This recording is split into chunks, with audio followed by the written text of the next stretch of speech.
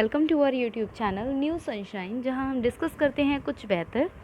Friends, हम CDP की series start की है जिसमें हम प्रीवियस ईयर क्वेश्चन पेपर को इवनिंग में डिस्कस करते हैं।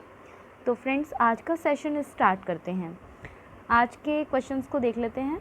बच्चों द्वारा की जाने वाली त्रुटियों के संबंध में निम्नलिखित में से कौन सा कथन सत्य है? बच्चे जो त्रुटियां करते हैं उनके संबंध में कौन सा कथन सत्य है? तो फर्स्ट है ऑप्शन, एक शिक्षक को प्रत्येक त्रुटि पर ध्यान नहीं देना चाहिए अन्यथा पाठ्यक्रम पूरा नहीं होगा। मतलब बच्चे जो त्रुटियां कर रहे हैं आप उन पर ध्यान मत दीजिए, अन्यथा आपका जो सिलेबस है वो आपका कंप्लीट नहीं हो पाएगा। ठीक है। नेक्स्ट है, प्रत्येक त्रुटि को सुधारने में बहुत अधिक समय लगेगा एवं एक शिक्षक के लिए थकाने वाला होगा। मतलब कि ये जो भी हम त्रुटियों को, बच्चों की त्रुटियां जो सुधारेंगे एक एक की, तो उसमें बहुत अधिक समय लग जाएगा और टीचर इससे बहुत ज़्यादा थक जाएगा। तो नेक्स्ट देखते हैं, स्वयं बच्चों द्वारा त्रुटियों को सुधारा जा सकता है, इसलिए शिक्षक को उन्हें तुरंत ही नहीं सुधारना चाहिए। मतलब कि बच्चे स्वयं सुधार सकते हैं अपनी गलतियां, इसलिए टीचर को नहीं सुधारना चाहिए। नेक्स्ट है, यदि एक शिक्षक कक्ष में सभी बच्चों की त्रुटियों को सुधारने योग्य नहीं है तो यह संकेत करता है कि शिक्षा की व्यवस्था असफल है। ये बिल्कुल करेक्ट ऑप्शन है, क्योंकि भाई समझने की कोशिश करते हैं, एक शिक्षक को प्रत्येक त्रुटि पर ध्यान नहीं देना चाहिए अन्यथा जो सिलेबस है वो कंप्लीट नहीं हो पाएगा। आप एक बात बताइए, क्यों नहीं आप ध्यान देंगे? आप बच्चे को पढ़ा रहे हैं, हम बच्चे को एक अच्छा नागरिक, एक अच्छा उसका भविष्य हम बनाना चाहते हैं और हम उसकी त्रुटियों पर ध्यान नहीं देंगे तो ये तो इम्पॉसिबल है। और रही बात सिलेबस पूरा होने की, तो CCE की अगर हम बात करें तो CCE बोलता है कंटिन्यूस एंड कॉम्प्रिहेंसिव इवैल्यूएशन, यानी कि बच्चे का पूरी तरह से इवैल्यूएशन, उसमें कहीं ना कहीं पाठ्यक्रम और बच्चे का जो कैरेक्टर है, जो व्यक्तित्व है, वो दोनों ही शामिल होते हैं। तो इस तरह से हमारा जो ये ऑप्शन है ये एकदम गलत हो गया। नेक्स्ट अगर हम देखें, किसी भी त्रुटि को सुधारने में बहुत अधिक समय लगेगा और शिक्षक के लिए थकाने वाला होगा। तो भाई शिक्षक के लिए क्यों होगा थकाने वाला और क्यों अधिक समय लगेगा? मुझे नहीं लगता कि अधिक समय लगेगा। आप ये सोचिए, अगर एक बच्चे से कोई गलती हो गई है तो और अगर आप उस बात को पूरी क्लास के सामने सबको समझाते हुए कहेंगे तो दूसरे बच्चे जो उससे रिलेटेड कोई गलती या कुछ करने वाले होंगे वो खुद ही समझ जाएंगे और टीचर थक जाए, ऐसा तो इम्पॉसिबल है। ठीक है, तो ये भी रॉन्ग हो गया। तो नेक्स्ट देखते हैं, स्वयं बच्चों द्वारा त्रुटियों को सुधारा जा सकता है। भाई अगर बच्चे को पता होगा कि ये हमारी त्रुटि है तो बच्चा गलती करेगा ही क्यों? बच्चा त्रुटियां करेगा ही क्यों अगर उसे पता होगा कि हाँ ये मेरी गलती है? तो ये भी रॉन्ग हो गया हमारा। बच्चे जो हैं कक्ष में अगर नहीं आप सुधार पा रहे हैं गलतियों को तो इसका मतलब ये है कि शिक्षक की जो शिक्षा व्यवस्था है वो असफल है। ये कहीं ना कहीं बिल्कुल करेक्ट ऑप्शन है। ठीक है, तो यदि कोई शिक्षक कक्ष में सभी बच्चों की त्रुटियों को सुधारने योग्य नहीं है तो यह संकेत करता है कि शिक्षण व्यवस्था असफल है तथा बच्चों द्वारा की जाने वाली त्रुटियों का प्रमुख कारण ही शिक्षा व्यवस्था ही है। ठीक है, क्योंकि भाई आप ध्यान ही नहीं दे रहे हैं तो तभी तो बच्चा हमारा त्रुटि कर रहा है। चलिए नेक्स्ट देख लेते हैं। मोनिका जो गणित की शिक्षिका है, देखिए CTET में क्या है, आपको क्वेश्चन के फॉर्मेट को, क्वेश्चन को समझना बहुत ज़्यादा ज़रूरी है, क्योंकि यहाँ पर क्वेश्चन एज इट इज़ रखा हुआ आपको नहीं मिलेगा। UP-TET में क्या होता है, मतलब अदर जो स्टेट लेवल टेस्ट होते हैं वहाँ क्या होता है, आपको क्वेश्चन रखा हुआ मिल जाता है। तो इसमें अगर आपकी रटने की, अगर आपकी क्षमता अगर अच्छी है तब तो आप वो क्वेश्चन निकाल ले जाते हैं। लेकिन CTET क्यों नहीं निकलता लोगों का? लोगों के UP-TET में तो बहुत अच्छे अच्छे मार्क्स आ जाते हैं, बट CTET क्यों नहीं निकलता? उसका रीज़न यही है कि भाई CTET आपकी जो रटे हुआ ज्ञान है वो नहीं देखता, बल्कि आपका व्यवहारिक ज्ञान देखता है कि भाई व्यवहारिकता में आप क्या सोचते हैं, एज अ टीचर आप क्या समझते हैं। ऐसा अगर आपके साथ होता तो आप क्या करते? तो देखते हैं हम इस क्वेश्चन को।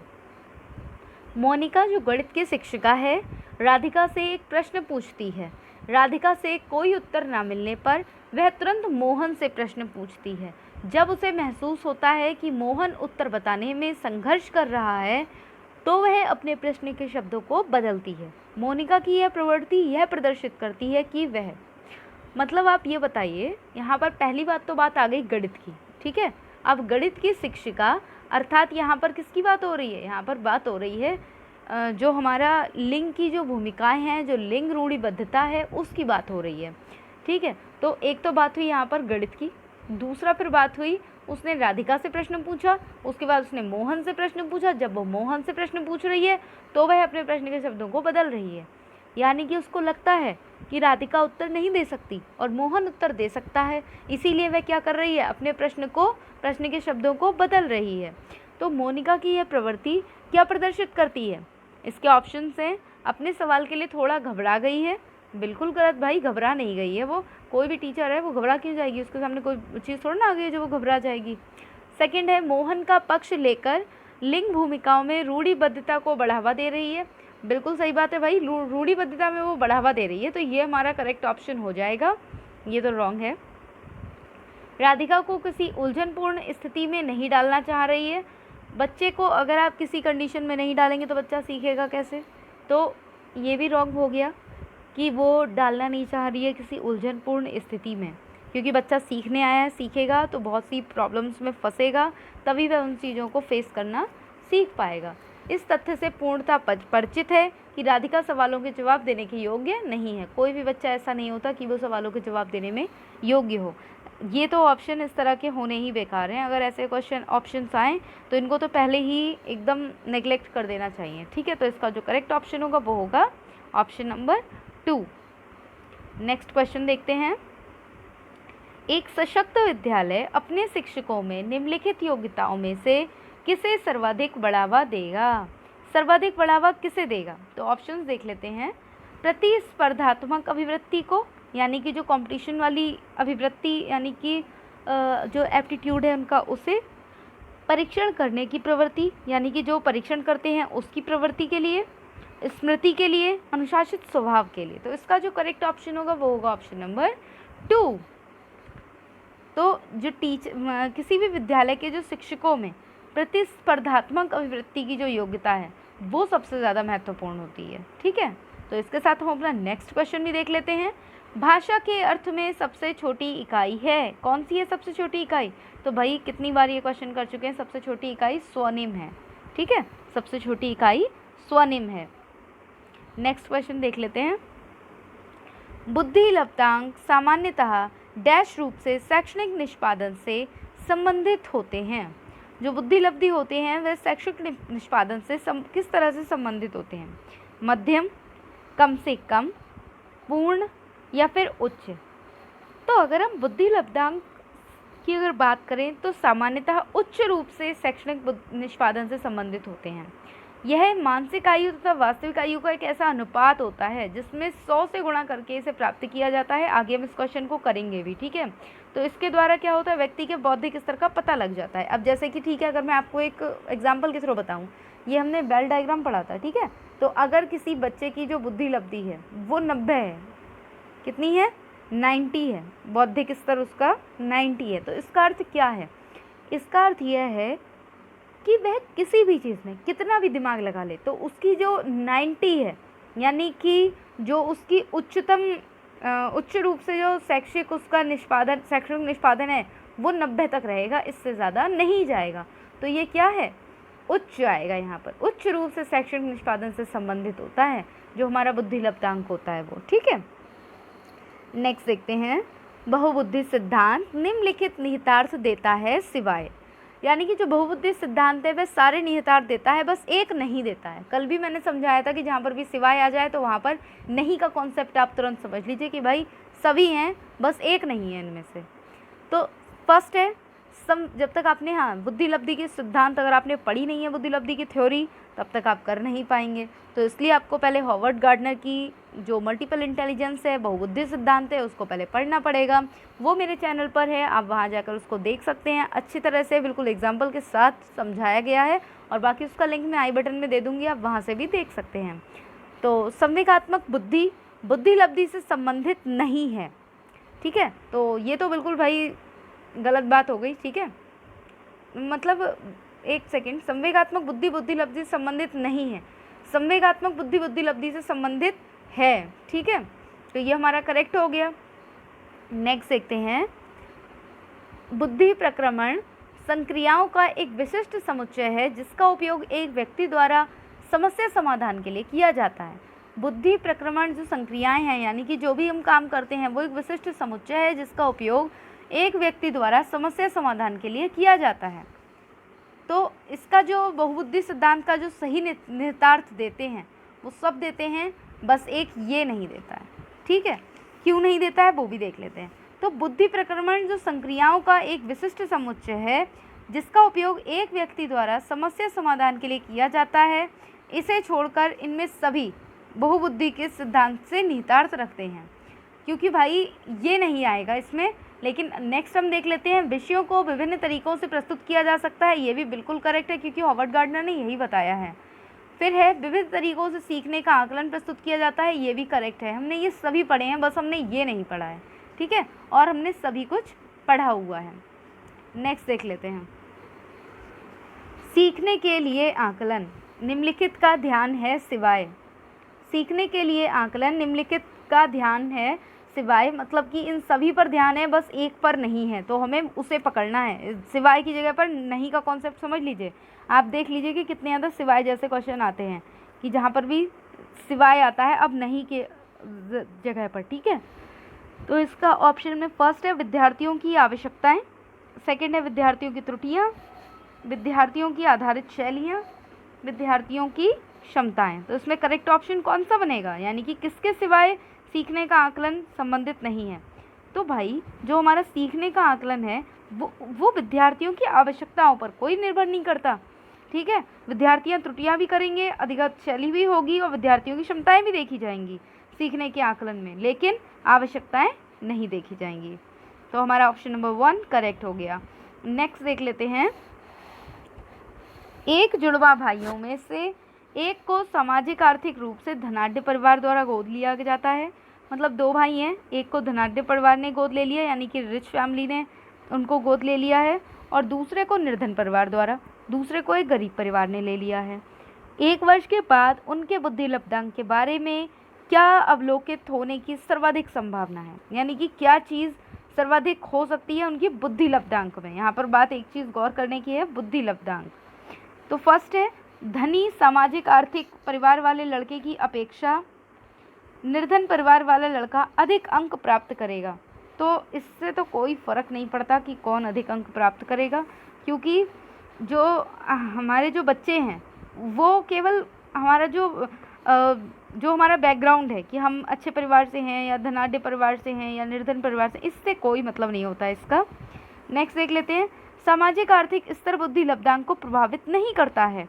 बिल्कुल, बुद्धि लब्धांक को ये चीज़ प्रभावित नहीं करती है, क्योंकि गरीब परिवारों में भी बहुत अच्छे बच्चे होते हैं और अमीर परिवारों में भी ना पढ़ने वाले बच्चे होते हैं। जिसे पढ़ना होता है वो पढ़ ही जाता है। सामाजिक आर्थिक स्तर का बुद्धि लब्धांक से कोई भी लेना देना नहीं है। थर्ड है निर्धन परिवार वाले लड़के की अपेक्षा धनी सामाजिक आर्थिक परिवार वाला लड़का अधिक अंक प्राप्त करेगा। तो ये भी रॉन्ग हो गया, ऊपर मैं समझा ही चुकी हूँ। दोनों समान रूप से अंक प्राप्त करेंगे, ये भी रॉन्ग हो गया है ना। तो हमारा जो करेक्ट ऑप्शन होगा वो होगा ऑप्शन नंबर 2। क्वेश्चन के आंसर्स को समझने की ज़रूरत है सिर्फ, और किसी चीज़ की ज़रूरत नहीं है, बस अच्छे से समझने की ज़रूरत है। नेक्स्ट है निम्नलिखित में से कौन सा सीखने के लिए अधिकतम रूप से अभिप्रेरित करता है, यानी कि अधिकतम रूप से हम किस तरह से सीख पाएंगे, कौन हमें ज़्यादा अभिप्रेरित करता है। तो इसके ऑप्शंस देख लेते हैं। बहुत सरल या कठिन लक्ष्यों का चयन करने की प्रवृत्ति, ये तो भाई बिल्कुल गलत हो गया, क्योंकि एक बात बताइए, अभिप्रेरित करने की बात आई है, मोटिवेशन की बात आई है, अगर आपका बहुत सरल लक्ष्य होगा या बहुत अधिक कठिन हो जाएगा तो आप कैसे कर पाएंगे। लक्ष्य वो होने चाहिए जो हमारी सामर्थ्य के अनुसार हों, जिन्हें हम कर सकते हों, है ना। तो ये रॉन्ग हो गया। लक्ष्यों को प्राप्त करने में व्यक्तिगत संतुष्टि, यानी कि बिल्कुल सही, ये हमारा एकदम करेक्ट ऑप्शन है कि व्यक्तिगत संतुष्टि आवश्यक है। हम जानते हैं कि हम कितना कर सकते हैं, तो व्यक्तिगत संतुष्टि आवश्यक है। और सीखने के लिए अधिकतम अभिप्रेरित बाह्य कारक नहीं करते हैं कभी भी, हमेशा ही आंतरिक कारक करते हैं। और असफलता से बचने के लिए अभिप्रेरण, ये भी रॉन्ग हो जाएगा। जो करेक्ट ऑप्शन होगा वो होगा ऑप्शन नंबर 2। नेक्स्ट एंड आज का लास्ट क्वेश्चन है, देख लेते हैं। 16 वर्षीय बुद्धि लब्धि परीक्षण में 16 वर्षीय एक बच्चा है 16 ईयर्स ओल्ड का, उसका जो IQ लेवल है वो 75 उसके अकॉर्डिंग अंक प्राप्त करता है। उसकी मानसिक आयु क्या होगी। एक मैंने फॉर्मूला आपको लोगों को याद करवाया था जब मैंने अपना इंटेलिजेंस का जब चैप्टर पढ़ा रही थी, उसमें भी मैंने कई बार समझाया था। तो आई डोंट नो आपको याद है या नहीं है, लेकिन मैंने इसके लिए आज एक प्लेन पेपर रखा हुआ है, हम इस पर सीखते हैं फिर से, ठीक है। तो भाई चलिए स्टार्ट करते हैं। तो बुद्धि लब्धि को हम आई क्यू लिख लेते हैं। तो हमारा जो फॉर्मूला था वो था I Q is equal to M A upon C A, थोड़ा और छोटा लिखना पड़ेगा, I Q is equal to M A upon C A and multiply by 100, ये होता है।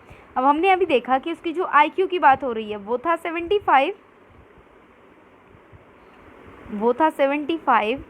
इज़ इक्वल टू मानसिक आयु हमें पता नहीं है कि कितनी है, वही तो हमें निकालनी है, तो हम यहाँ पर एम ए लिख लेंगे, मल्टीप्लाई बाय 100, और मतलब क्रोनोलॉजिकल एज उसकी कितनी है, क्रोनोलॉजिकल एज है 16 ईयर्स का ही तो है बच्चा। तो अब हम इसको कैसे निकालेंगे ठीक से देखना है। ये 75 है, ये इधर आ जाएगा 75, ये डिवाइड में इधर आके मल्टीप्लाई में हो जाएगा, अपॉन ये इधर मल्टीप्लाई में है तो इधर आके इसमें हो जाएगा डिवाइड में, is equal to M A यानी कि मेंटल एज।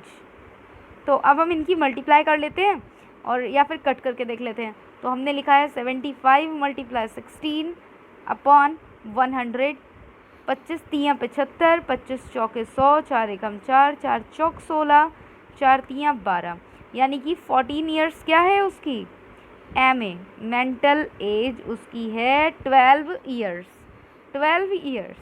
आई होप आपको ये क्वेश्चन अच्छे से समझ में आ गया होगा और सभी क्वेश्चंस आपको अच्छे से समझ में आए होंगे। फ्रेंड्स, अगर आपको किसी भी क्वेश्चन में कोई भी प्रॉब्लम अगर आती है तो कमेंट बॉक्स में कमेंट कर सकते हैं। वीडियो अगर अच्छी लगती है तो फ्रेंड्स एक लाइक करने में क्या जाता है, आप वीडियो देख लीजिए उसके बाद उसको लाइक कर दीजिए। लाइक करने में आपका कुछ नहीं जाता है, बस एक लाइक कर दीजिए, ठीक है। और उसके बाद अगर आपने अभी तक चैनल को सब्सक्राइब नहीं किया है तो चैनल को सब्सक्राइब कर लीजिए। नेक्स्ट मंथ से मैं कुछ और स्पेशल लाने वाली हूँ CDP के साथ साथ, ठीक है। तो आप मेरे चैनल को अभी सब्सक्राइब करके बेल आइकन को ज़रूर प्रेस कर लीजिएगा ताकि आने वाली वीडियोज़ की नोटिफिकेशन आपको मिल सके। ओके फ्रेंड्स, आज की वीडियो में सिर्फ इतना ही। Thank you for watching my video.